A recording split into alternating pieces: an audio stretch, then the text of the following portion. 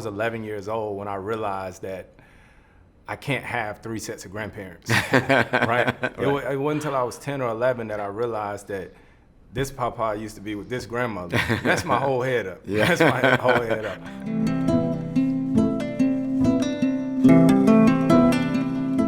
When someone asks you, where do you come from? I mean, where'd you get that name? Mm-hmm. Who are your people? What do you say?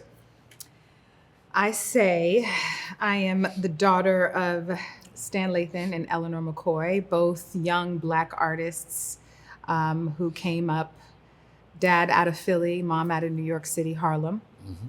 And I say that, you know, I kind of grew up on both coasts, grew up in the arts. I really don't go much further than that. Mm-hmm. I don't go, you know, we don't really know much, and that's why I'm here.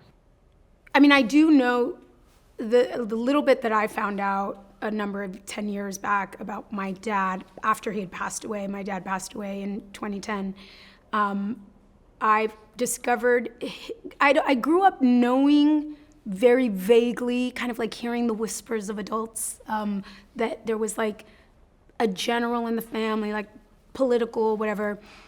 But I didn't know the story. And when after my father passed, I learned and discovered that his grandfather, my great-grandfather, was in fact a general in Honduras who led a lot of military, really coups to outwardly in defense of democracy and in defense of the people's right to vote and choose the people who rule. And, you know, I grew up really identifying as an actress. When I was 5, I said to my mom, I'm gonna be an actress and I'm gonna be a human rights lawyer, which obviously I'm not. But I always identified deeply with a sense of like, I don't know, political identity, political purpose. And that was not something that felt like it was from my environment or that was around me. It felt, and I was always kind of really confused by it. I went to college to study international relations and peace and conflict studies.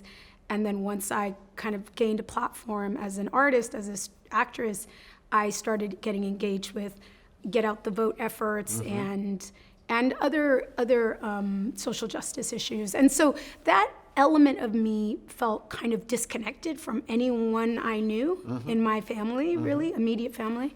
And so when I discovered this thing about my dad's grandfather, my great-grandfather, that felt like, oh my God, I come from someone. Like I actually feel very related to that person. And wow, this thing that has driven me in a lot of ways in my life actually came from somewhere. Alabama and Georgia. Alabama on my father's side, Snow Hill, Alabama.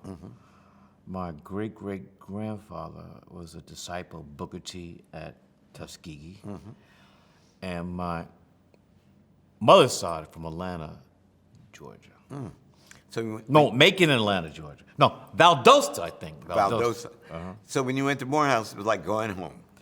Well, before that, because like a lot of people who lived in the north cities, your grandparents lived in the south. Man, I say, you know, my mom's from North Carolina. My dad was born in South Carolina. You know, I know my grandparents.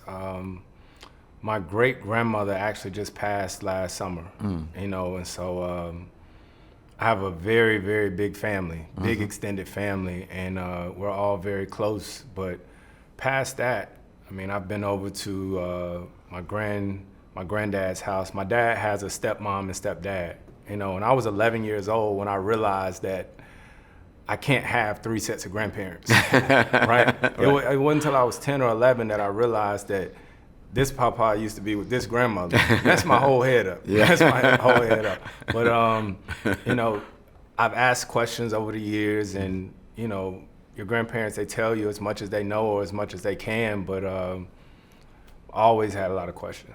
To see more incredible family history stories, click here. And thank you for watching.